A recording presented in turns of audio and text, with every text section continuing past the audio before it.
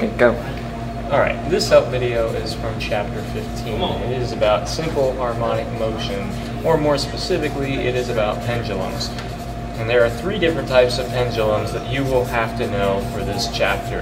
The first is simple, and by that I don't mean simple in difficulty, I mean that it is a simple pendulum. Simple pendulums mean that the string has no mass. It means that it's operating on an arc of a length L, and that the little pendulum bob at the end of it is going to be your mass. In this pendulum, you know that time of period is always going to be equal to 2 pi times the root of length of the pendulum over the acceleration of gravity. And we can only do this though if we're assuming that the theta v, as in the angle of displacement from the vertical, this being theta v, is less than 10 degrees. These are pretty simple. These are the classic pendulums that you've heard of, and it's what most people think of. The second type of pendulum is a physical pendulum. And this is where your string actually does have mass, or you don't have a string at all. For example, here's a ruler on an arc with a weight at the end of it, where your ruler actually has mass. So this is going to be a little different. Now we have to deal with rotational inertia, or the moment of inertia, which is something that I don't like, but you're going to have to bring all the way back. And we're still assuming that theta v is less than 10 degrees. But time of period in this system is going to be equal to 2 pi times moment of inertia over mass, gravity, d being the length of this mass.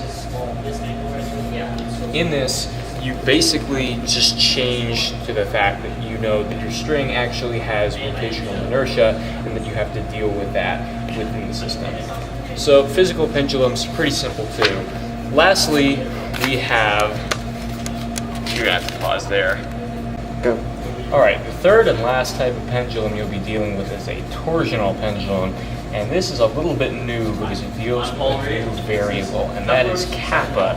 And kappa is basically twist constant. And when you think of twist constant, you can think sort of like spring constant, except it deals with how much a wire can twist without considering actual tension or whatever. And the way that this works is in a torsional pendulum is that you have a wire suspended and an object at the end of the wire, and the object twists back and forth in a simple harmonic motion. And the way this works is that there is no theta restriction because there is no theta v. So you can start from any initial theta, and then you can have your little pendulum. So the time of period in a torsional pendulum is going to be equal to 2 pi, notice a pattern here, times the square root of moment of inertia I over kappa, or twist constant. So this is just determining through kappa and your I, that being much like the physical pendulum, what your time of period is, because you need both of those things. So a torsional pendulum is your last of three pendulums. You'll be dealing with simple, which is just the classic pendulum swinging on a string, physical, in which the arc of swing has mass, or torsional, which has kappa. And we know that there's Go. Okay, so for example, we will be tackling a homework problem, and that is 15.3.4. And this will be nice and helpful because we're helping you cheat. But this is dealing with the torsional pendulum, which is the third type of pendulum we're talking about, in which case we have a ruler or a meter stick of length equals 1 meter, of mass 2 kilograms, has given us a problem. The time of period is equal to 3 minutes, or 180 seconds. So what we're trying to find is what is kappa, or your twist constant. And if you'll remember, time of period is determined by 2 pi over I, or times the root of I over kappa. So what we now know is we know what our time of period is, so we can basically solve out for kappa. So time of period square, assuming you square the whole function, is going to get you 4 pi squared times the root, or rather times I over kappa. And from there you can multiply out. Kappa times time of period squared is equal to 4 pi squared I, and you divide out time of period. Kappa, or your twist constant, is going to be equal to 4 pi squared I over time of period squared. So next we need to find out what I is. So I is going to be of your rotating object. So it's going to be your meter stick, rather, in this specific instance. And we know that of a long rigid rod with an axis of rotation at the center, your I is going to be equal to 1/12 mL squared.